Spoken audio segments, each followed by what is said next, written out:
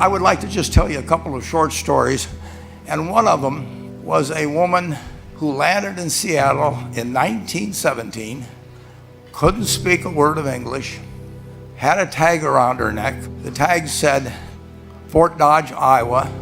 The Red Cross got her to Fort Dodge, where she was reunited with her husband who had come to the country a couple of years earlier.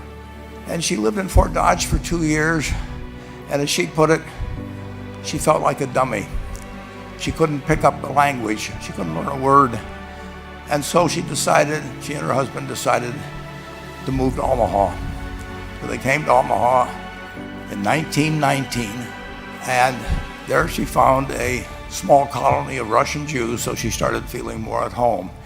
And then as her oldest daughter went to school, she would come home, this daughter, Frances, and she would teach her mother the words she'd learned in school that day. And this woman, Rose Blumkin, spent 20 years saving money, bringing first her siblings over, her mother and father, $50 at a time. She sold used clothing to do it. She had 4 children during this period, and by 1937, after 20 years, she'd saved $2,500.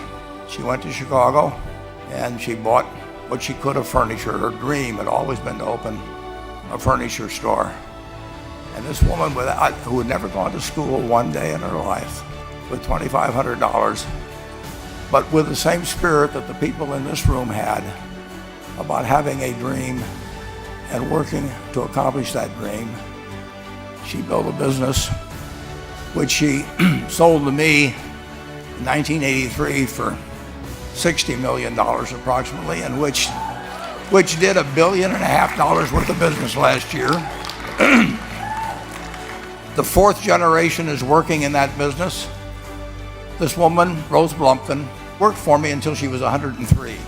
And then she retired, and she died the next year, which is a lesson to all of Berkshire's managers that premature retirement, you can't tell what's going to happen. But Mrs. B, with her $2,500, one further fact about her, she could not read or write. And she went into a furniture business, and she didn't bring anything unique in furniture, but she brought a determination to succeed. She knew she could outwork anyone else. She knew she cared about her customers. She worked at very low gross margins, but she built this incredible business. And I saw one other woman who did a similar thing with $2,500. I paid her hundreds of millions of dollars for her business. So I decided to go to the source and get these people before, I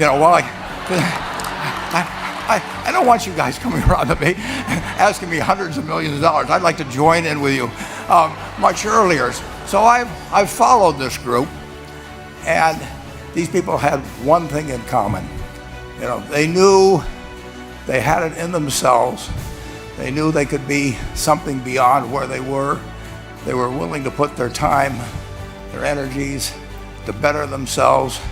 What you really could do with more skills, it's just remarkable.